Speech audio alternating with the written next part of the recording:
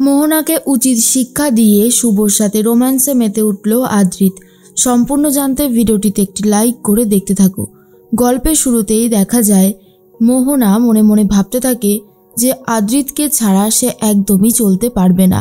আদ্রিতকে তার চাই। এর মধ্যেই শুভকে জড়িয়ে ধরে আদ্রিত বলতে থাকে, আপনার চোখের দিকে তাকালে মনে হয় যে আপনি আমার কত চেনা। সত্যি কথা বলতে গেলে আমার কিছু মনে পড়ছে না ঠিকই, কিন্তু আমি আপনার কাছে এলে অনেক শান্তি পাই, আর এটা আমার জন্য অনেক ভালো লাগে। শুভ তখন বলে, সত্যি আদি, তোমার এইসব ফিলিংসগুলো হয়? জানো এইসব ফিলিংস কখন হয়? তখনই আদি বলে, জানি তো, কাউকে ভালোবাসলে মন থেকে গভীর ভালোবাসা থাকলেই তবেই এটা সম্ভব। আর আমি অনেক খুশি হয়েছি তোমাকে পেয়ে। আর এটা শোনার পরে শুভরও অনেক ভালো লাগে। যখনই আদ্রিত শুভকে জড়িয়ে ধরে কিস করতে যাবে, ঠিক সেই মুহূর্তেই ফোন করেছে মোহনা। মোহনার ফোন বাজতেই আদ্রিত ফোনটা ধরে। মোহনা তখন বলে, আয়ন, তুমি কি করে এটা করতে পারো? এত বড় রিস্ক তুমি কেন নিচ্ছ? তোমার স্মৃতি ফিরবে, কিন্তু একটু সময় লাগবে। তার মধ্যেই তুমি এইরকম একটা সিচুয়েশন করছো, এটা ঠিক হচ্ছে না। এটা নিশ্চয়ই শুভলক্ষ্মী জোর করে তোমাকে দিয়ে করাচ্ছে, তাই তো? আমি বলছি আয়ন, এটা তুমি করো না। এতে হিতের বিপরীত ছাড়া আর কিচ্ছু হবে না। ঠিক সেই মুহূর্তেই তখনই আদ্রিত বলে, আমাকে কেউ জোর করছে না মোহনা, আমি নিজের ইচ্ছাতেই এই সিদ্ধান্ত নিয়েছি। আর আমি চাই আমার স্মৃতিটা যত তাড়াতাড়ি সম্ভব ফিরে আসুক। আমি আর অপেক্ষা করতে পারছি না, বলেই ফোনটা কেটে দেয়।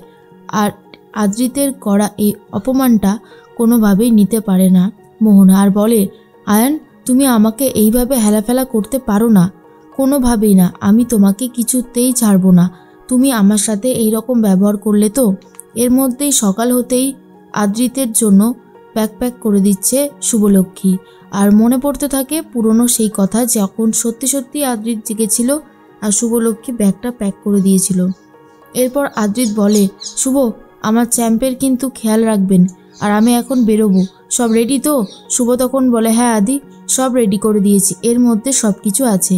সমিত তখন বলে, চল দাদাভাই, তোকে আমি তাহলে একটু দিয়ে আসি এগিয়ে।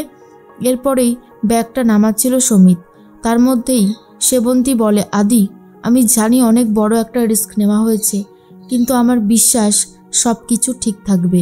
পূরবী তখন বলে, এইবার যখন আমাদের আদ্রিত ফিরে আসবে, তখন আমাদের আদ্রিত হয়েই ফিরে আসবে, ওর সব কিছু মনে পড়ে যাবে। তার মধ্যেই সবাই মিলে আশীর্বাদ করতে থাকে আদ্রিতকে। ঠাম্মি তখন বলে, দাদু ভাই, তোমার জন্য কিন্তু আমি পথ চেয়ে বসে থাকবো, ঝটপট গিয়ে ঝটপট চলে আসবে, কেমন? আদ্রিত তখন বলে, হ্যাঁ। এরপর শুভলক্ষ্মীকে টাটা বলে বেরিয়ে পড়ে।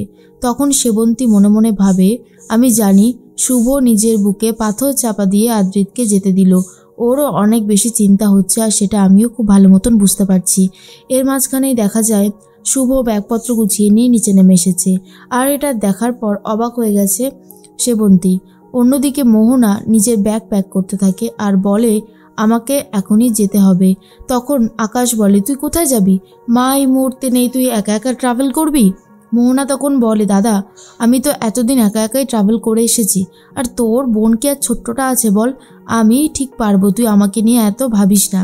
তখনই আকাশ বলে, ভাবনা তো আসেই, তুই এখন যাস না, পরে যাস।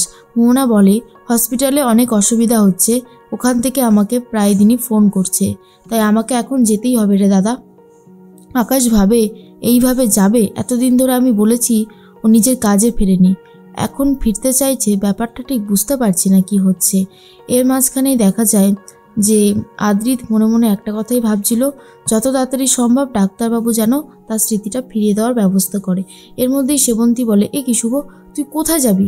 শুভ তখন বলে, মা, আমি ইন্ডিয়াতে যাব। আমি দেখতে চাই আদ্রিতের সাথে সেদিন ঠিক কী হয়েছিল। তুমি আমাকে আর আটকিও না। আমি আদ্রিতের কাছে না গেলে চিন্তার শেষ থাকবে না, তাই আমাকে যেতেই হবে।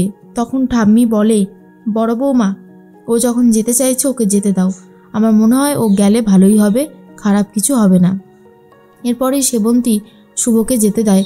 আর অন্যদিকে ডাক্তার বলে, দেখুন আদ্রিত, আপনি কিন্তু এই হোটেলটাতেই ছিলেন, আর নদিয়া থেকে ফেরার সময় আপনার অ্যাক্সিডেন্টটা হয়েছিল, আর সেই জায়গাটাতে কোনো হাইওয়ে ছিল না, যথাসম্ভব একটা জঙ্গল টাইপের ছিল কি, তাই তো?